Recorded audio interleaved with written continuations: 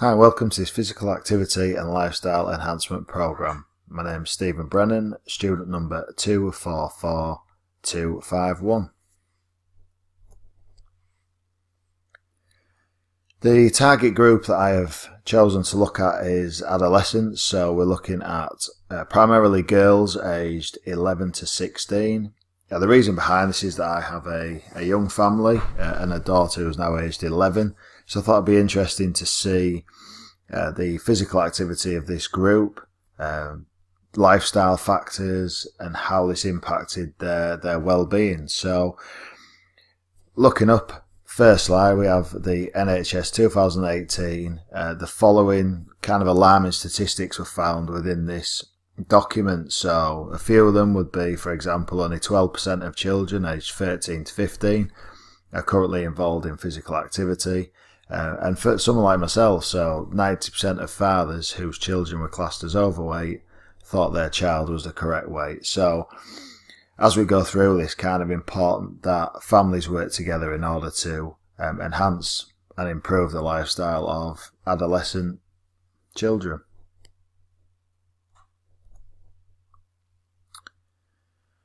Some lifestyle factors affecting the health and well-being of girls. So there's quite a few to go through here. So a study was done by Oren et al. 2017 that suggested that a young person with potentially 2 or 3 stressful events in their life are more likely to have asthma than those that had maybe 0 to 1. So again, having less stress, that could be moving, that could be schoolwork, that could be a family breakup. Reducing this obviously has a positive impact on the health of young people. Smoking, so children who grow up in deprived areas are twice as likely to take up smoking than non-deprived areas. However, a study by Morris, Manley and Ham 2018 suggested that it was the family that was the determinant of whether a child would smoke. So therefore, both parents, if they're smoking, potentially that would lead to your child taking up smoking when they're older. So something just to be aware of within the family environment. And alcohol, kind of seen a big increase recently in the increase of alcohol and alcohol abuse among adolescents. And this has a lasting impact as this alcohol abuse affects physical activity involvement. It puts weight gain and also increases depression.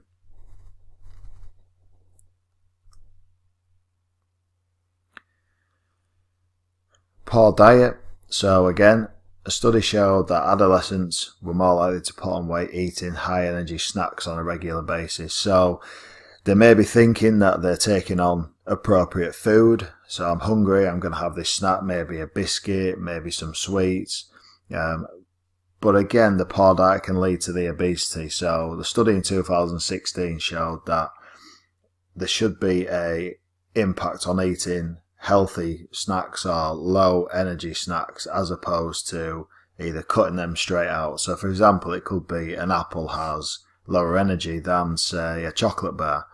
But in terms of a weight gain, in terms of a healthy benefit, obviously the apple has more healthy benefits, the vitamins that are required. So they could eat the same amount of snacks, but the choices must be different. And again, this can lead, putting on weight can lead to hypertension, some cancers and asthma. And physical inactivity. So, whether young people live away from facilities or there is a lack of facilities in their area, this accounted for a big reduction in physical activity among 11 to 14 year olds. And also studies showed that staying indoors, so again there's a big impact now on technology, so iPhones, tablets, TVs, computers. So again, young people spending more time on technology has contributed to a major contributor to cardiovascular disease among adolescents. Few other lifestyle consideration factors for adolescents.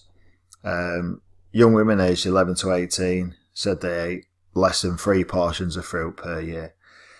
So we really need to look at getting them, for example, onto the Change for Life. States that they should be eating 5 portions of fruit and veg. That was done by the NHS. So again, this is something we need to lead adolescents towards. Again, children, a study was shown to be found that children with more screen time were likely to have sleep problems and behaviour problems. So that could lead to the drinking, to stress, to alcohol abuse. And again, moving that forward, so the College for Healthy Children reported that it's kind of a one size doesn't fit all. So parents and carers have a big impact on what children do and how they use the screen time. So again, it was found that working together enabled children to spend less time on technology and more time improving their behaviour and their lifestyle. And then a study by Craig and Mindel, 2012, suggested that only 13% of girls aged 11 to 12 are meeting the regular guidelines for physical activity. And again, the recommended requirement, the NHS 2018 states that adolescents should be getting at least 60 minutes per day of exercise and physical activity.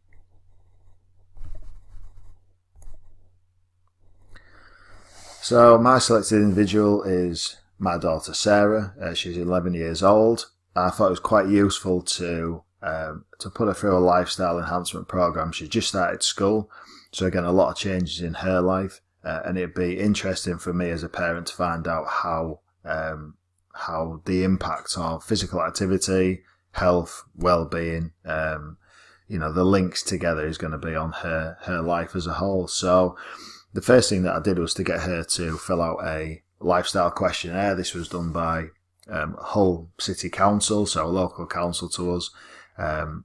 Large form, 80 questions, everything to do with lifestyle, health, physical activity. And I got Sarah to fill that out, hopefully in order to pick out some information that'd be relevant and help her improve her outlook.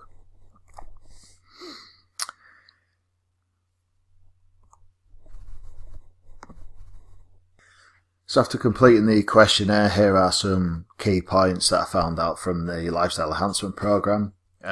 Sarah stated that she had a high use of technology that was either at school or at home. So we've now given her a phone as she travels to school, so this has increased over the last few years. Sarah stated that in a typical week she only participates in 60 minutes of activity in just 2 days, so obviously that is below the recommended guidelines. And recently she rarely eats fruit on a typical day. So she does eat vegetables, but it'd be great to get a varied diet within there. So I'm going to look at different ways of improving the 3 main points that were found out through the questionnaire. So there's some barriers that might affect the lifestyle program before I go into that. The first one would be the school dinner menu and choices. So this was actually taken from Sarah's school, and her, as you can see on here, we've got everything from sausage rolls through to pizzas, through to chicken tikka. So there is a varied amount on there, but my concern is that they're quite high in fats. And as you can see here, Sarah's has eaten biscuits and a panini. So there's no fruit, no veg in that. So again, the school barrier could be an issue. Also peer groups. So a study was found that adolescents conducting risky behaviour when support from families were reduced. So with Sarah getting older, potentially there's some conflict within the family, or she's more reliant on friends. So the support, as it reduces potentially at home, and that could have an impact on the way she goes about changing her lifestyle. And then time, so both parents work, and Sarah also has 2 other siblings, so this could impact on her being able to undertake some physical activity. And also the area she lives, rural, needs to get the bus to school, so this could have an impact on the time she has to implement this. So we decided to go for 3 areas. So what I decided to do was look at a family agreement. So this was used to promote a reduction in screen use, screen time. So the whole family sat down and used an example here of a family agreement that suggested that we would use screen time on certain times of the day and not on other times. So everybody was involved in that, and we ensured the agreement included smart targets and reviews.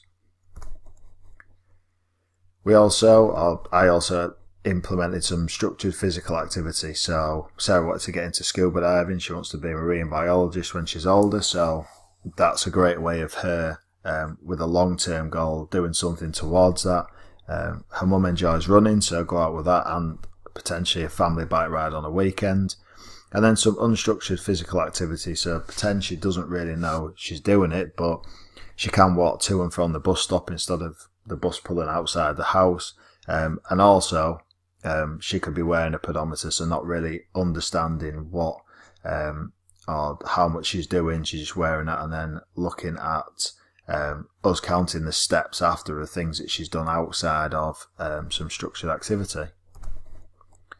And then finally, we're going to introduce the Eat Well plate. So, and then we gave Sarah the following smart targets. So by the end of the 4-week program, she would have eaten at least 2 pieces of fruit per day and have kept a food diary. So that would her being able to maybe show and take pictures of what she's eaten and what she's done. The trans-theoretical model was used in order to understand where Sarah is and how we can move her along stages of change throughout the programme.